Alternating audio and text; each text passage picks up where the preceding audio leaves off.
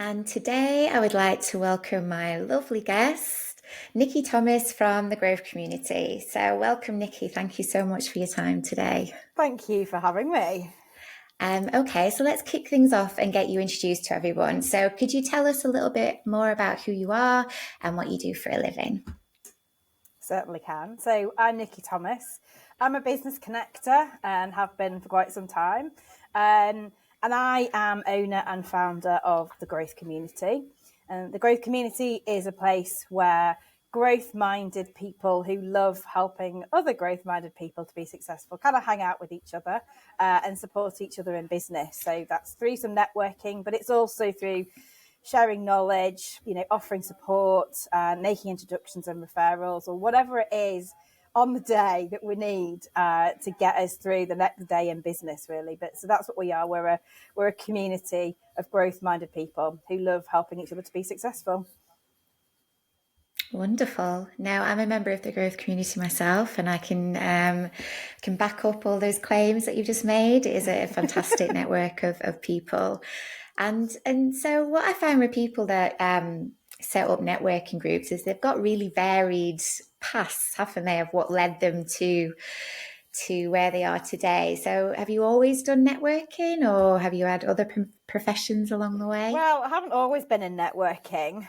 Started networking, probably sort of maybe about 2008, 2009. I'd seen some events there that started up, but like anything at the time, it was completely new. Had no idea what to do with it, really. So it's over the last since I started in my own business in networking back in 2017, that I feel like I've really honed my networking skills. My background's always been in marketing, right the way back to university. I ran the Rag Society at university, and I learned loads about events, event management, and how to promote events and fundraising and all that kind of stuff. So and since then, since university, I've worked in the motor trade for a couple of years.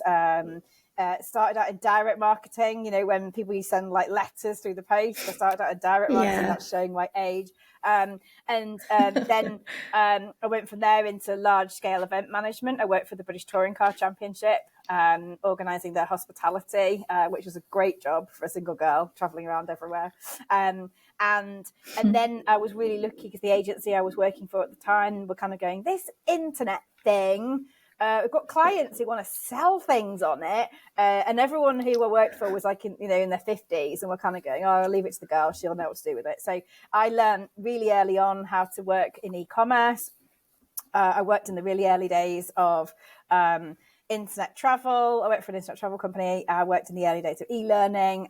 So really at like the beginning of digital marketing, and then started my own. I kind of had a bit of a wander out into internal communications, worked client side for a number of people, teaching them how to do internal comms, setting up their departments, and then started my own business in 2004 with an internal communications agency and as a copywriter. So, I've worked with lots of big corporate clients, setting up internal comms, doing the copywriting, producing their magazines, organising their large scale events.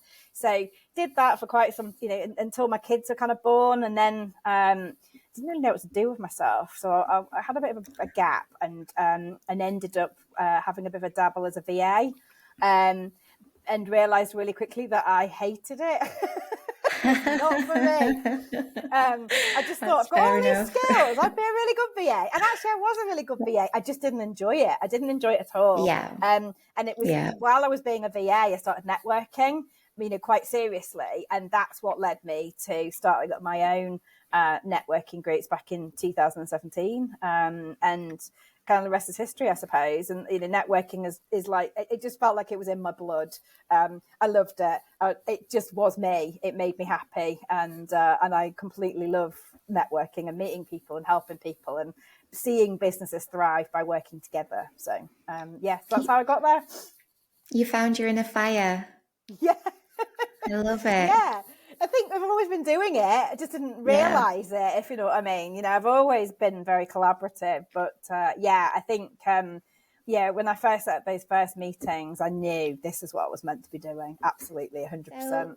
Nikki, this podcast is all about twists and turns that life takes us and how we end up where we are now and how those experiences shape us and the unique talents that we can offer the world. So, for us to get an idea of you and where you've been in your journey, has there ever been some substantial life changing event that has happened to you that you would be happy to share with us today? Oh well, I don't know. There's loads of them, really. I suppose. But in yeah, I mean, I've had a chronic illness for most of my life. I don't make a big thing about it. It's just kind of part of life, I suppose. But I actually had a chronic illness that I didn't know about for most of my life. I kind of went forwards and backwards to the doctors for a very, very long time, kind of wandering around going, I can't understand how I've constantly got no energy, why I always feel like I'm ill. And it just went round and round and round and round for years and years and years. Tried lots of different things. And the doctors would just fob me off. I think they thought I was a hypochondriac, to be honest, and I think I thought I was a Yeah, hypochondriac as well. And it's always yeah, it was the reason I went in. It's the reason I went into business in 2004, really, because I always felt that trying to drag myself into a 9 to 5 job was was just really hard work. I just never felt like I could cope with it a lot of the time because I was always exhausted. And I yeah, regularly didn't feel very well. So it was one of the reasons I went into business in 2004 to give myself that flexibility, so that if I didn't want to get up in the morning, I didn't get up in the morning, and I worked at different times of the day. So I mean, luckily, I don't know, it must be about maybe 8 or 9 years ago now. I was able to get it diagnosed.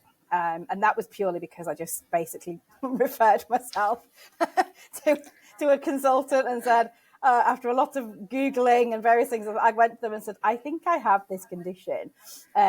yeah, And everyone had sort of gone, no, it's really rare. You won't have that. And I don't think it is as rare as people think it is. But he was able to diagnose it. It then took a long time to kind of come, to actually be able to prove it, work out how to treat it. But essentially, I was actually intolerant to my own progesterone, which is a really bizarre oh, thing to have. wow, It's actually not okay, it's not as uncommon as they make it out to be.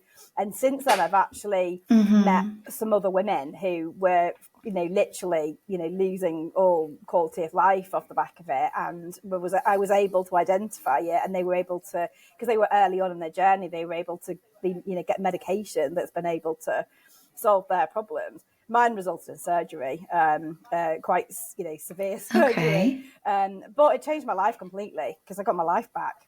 Um, and yeah, I can imagine. yeah, got my life back. I didn't function. I had like maybe a few days here and there where I felt like a human being, but beyond that, it was really hard. I just dragged myself through everything for years, and still and I still have it's not been a perfect cure. Still struggle with fatigue Mm, and obviously I'm in a menopause now, earlier than I should have been. So actually, that all comes with stuff. But actually, it's fine. You manage your diet, you manage your time. I have flexibility in my work, and actually, it's been the best thing that ever happened to me starting a business. Absolutely, the best thing that ever happened to me. I would yeah, never ever want to go back now. It's been the best years of my life, and I've been able to do so many different things over the years, and not let that hold me back, I suppose. yeah. No, me too. I agree with you on that one. It's one of the best things that I've done as well. I actually consider myself unemployable at this stage. I I think could I've never been go back to unemployable my a whole nine to life. five. I think I've been unemployable my whole life. When I look back on it now, I've always been the kind of person who questions everything. I'm always looking for the best way to do Mm, things. I don't like doing something just because that's how we've always done it. If I'm looking at it and thinking there's a better way to yes. do that, I will question it. And a lot of employers don't want to hear that. They just want you to do the job and get on with it. Whereas I just physically can't Yeah. do that. If I join a committee, I end up running it, and It's just it's just the nature of it, really. I don't think anyone would want me as an employee anymore.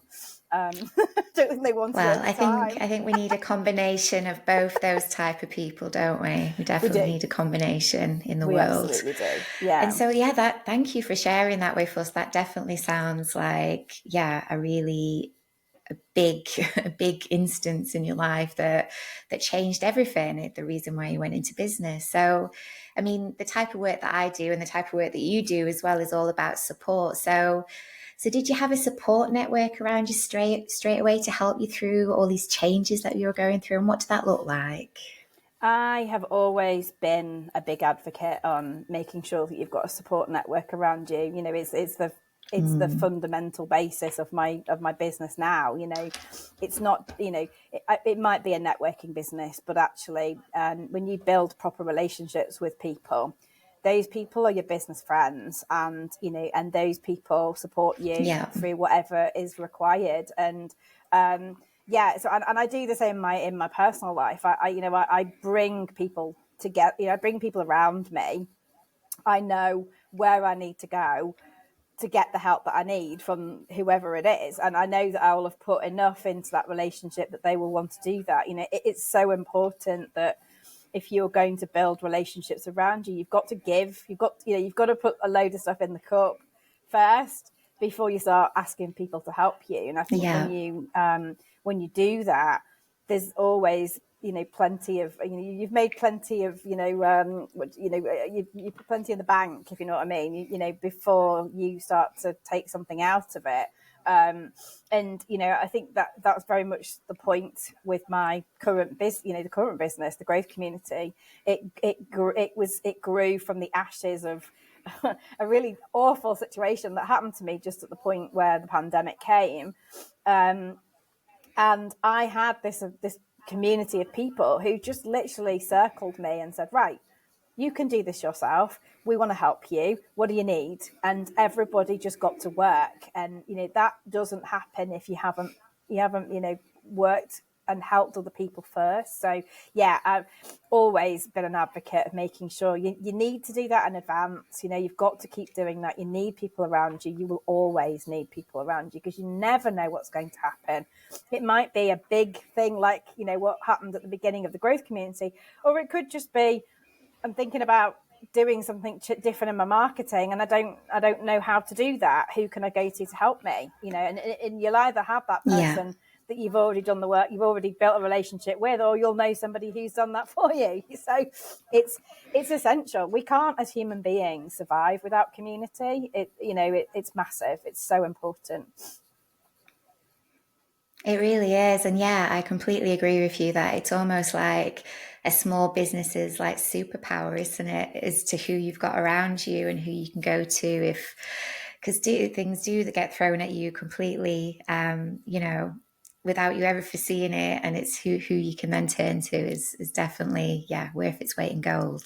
It is, and I think a lot of businesses fail because they don't recognise that early enough, And I think the sad thing is that Yeah. people think, oh, I'm going to go networking to get some more business. And yeah, okay, maybe that's the reason why you originally set foot across the doorstep. But actually, going networking and committing to a group of people that you resonate with is going to do so much more for you than get you some more business. Business is often more tough than it's good. And if you don't have that support network around you, you are not going to succeed because no matter how strong your mindset is, there are going to be some days when you actually genuinely think working in Sainsbury's is looking pretty good right now. And you need help. Yeah, we've all had those moments. Yeah, yeah, definitely. You're browsing LinkedIn, you see a job, you think, ooh, Yeah. Oh, yeah, yeah. yeah, The good paycheck and, not having to think about it. Yeah. And honestly, but you don't. And the people around you will be able to kind of convince you not to do that. They'll help you. They'll pull you back. You need that. You need that. Your business friends are actually just as important as your personal friends because your family and yeah, your friends don't get business. If they're not in business, they don't get it. And so they look at you in torment and go, oh God, why are you doing this to yourself? Stop doing that. Go and get a job. And they're not saying it because they want to, ruin all your joy. They're doing it because they care about you.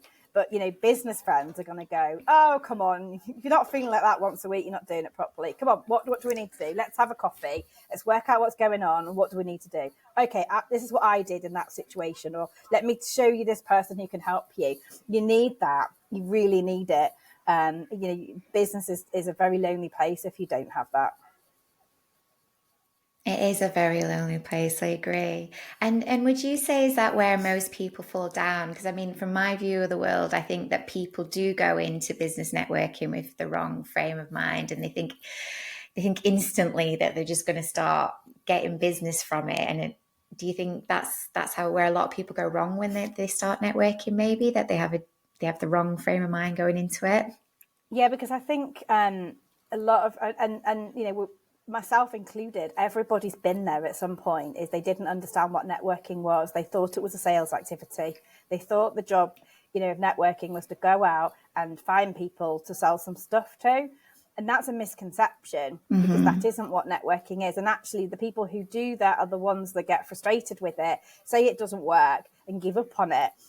Because they don't understand that, walking into a room of people and trying to sell some stuff to them is never going to work. You might get lucky occasionally, but it's not sustainable. Yeah. It's a lucky dip, that's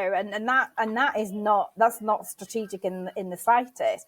When people realize that networking is a marketing activity, and it's more than that too, but fundamentally it's a marketing activity. And people who do marketing get this quicker than maybe some other businesses, in that they understand that marketing is not an instantaneous thing.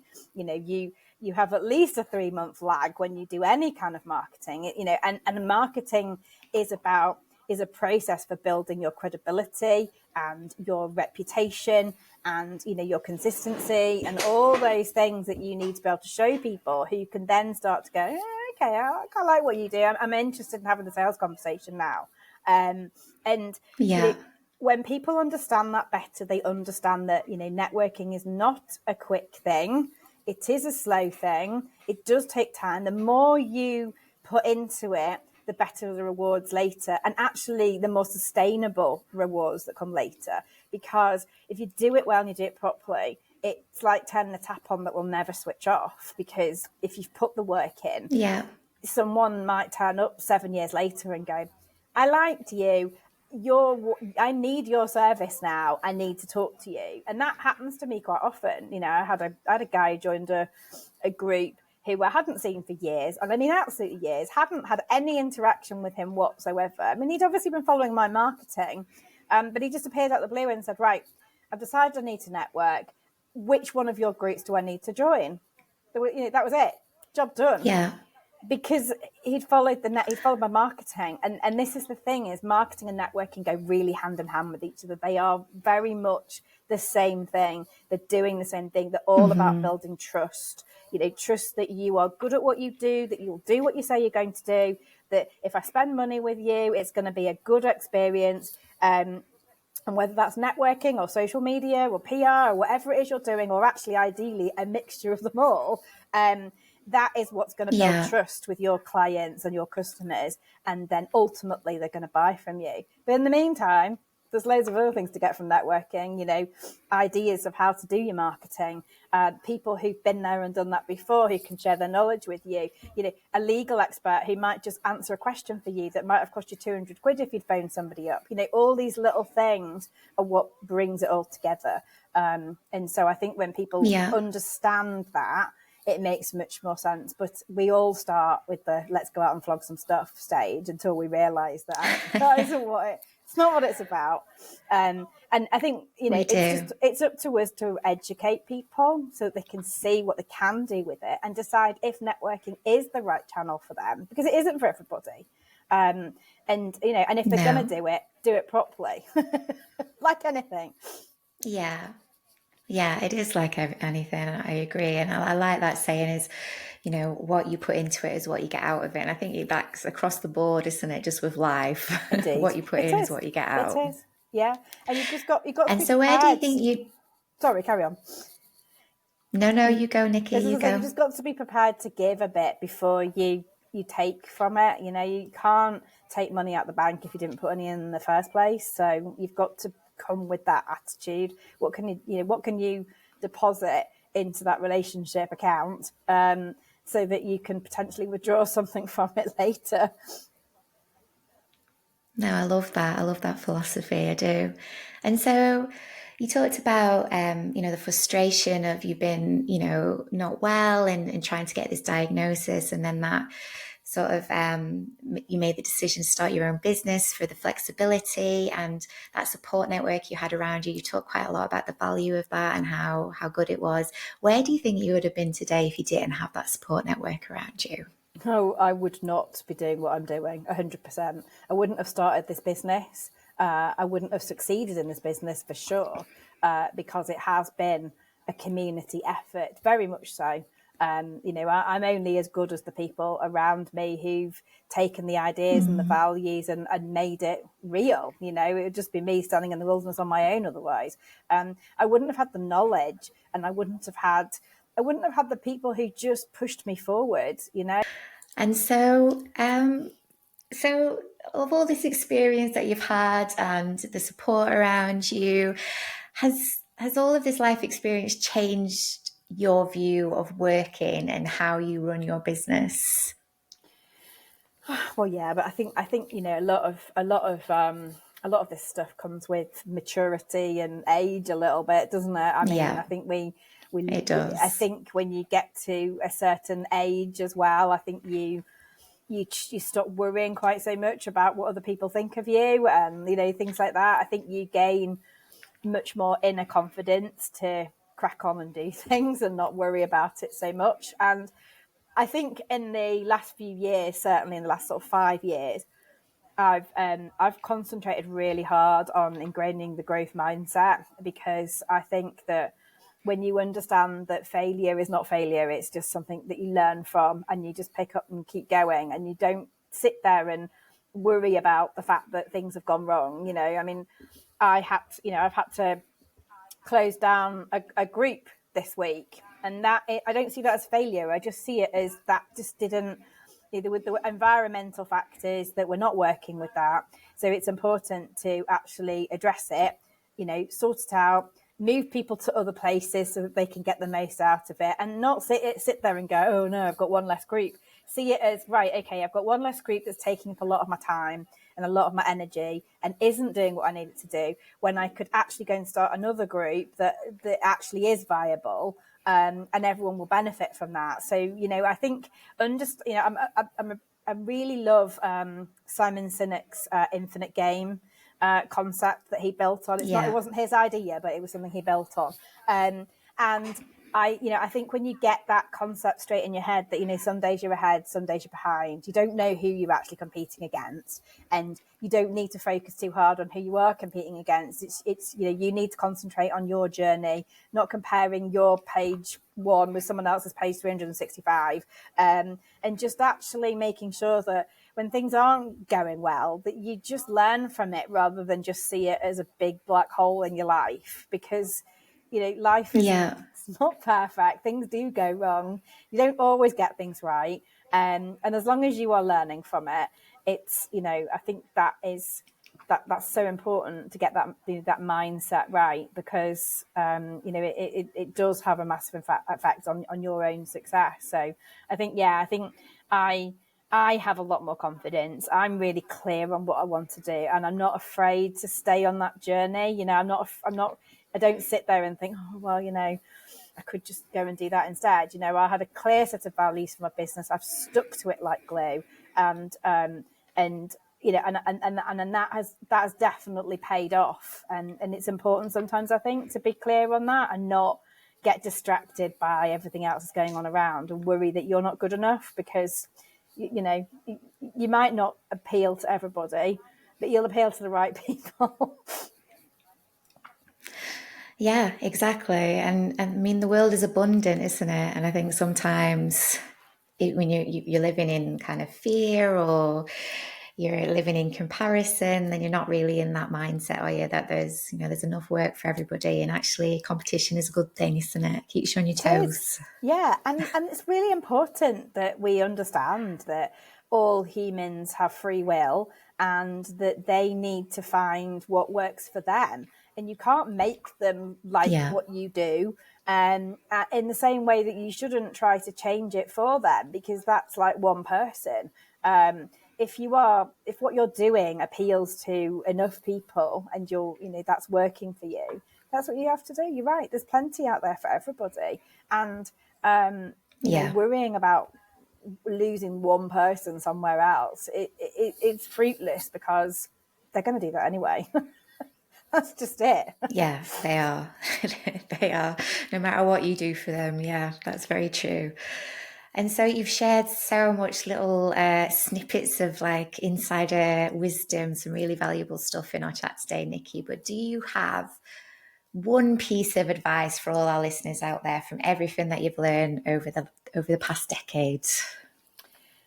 I kind of always go by the kind of motto of it's better to regret something you did than to sit there and regret not doing it. So I always go with the view that if a door opens, you should go through it, unless it's a really stupid, dangerous thing to do. But on the whole, if an opportunity arises, go grab it. Go do it. Don't sit there and worry about how it'll turn out, because honestly, the worst thing is when you sit there and think, what if I'd done that?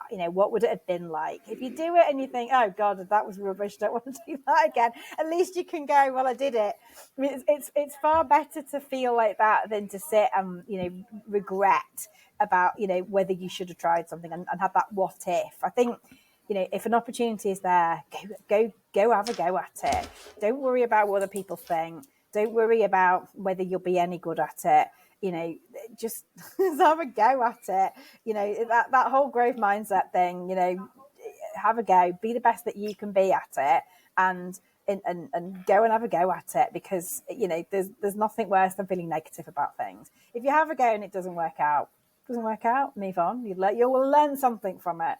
And I think if you have that attitude towards things, you don't have that constant state of I wonder what would have happened, and it. And I just think there's so many opportunities out there. Go have a go. Don't worry about what anyone else thinks. As long as you're not hurting anybody, go do it. Love it. Absolutely love it. I've really, really enjoyed hearing your story, Nicky. It's one of resilience and passion and fearlessly chasing your dreams. And it really is absolutely phenomenal. You're an inspiration. Well done on everything that you've achieved so I don't know far. about that, but You keep are. plodding on. It's lovely. It really is lovely to hear your story. Yeah, well, that's all we can do, isn't it? All of us. Well, exactly. Okay. Exactly. Keep moving in the right direction. Thank you. It's been really nice to chat to you. One. Good.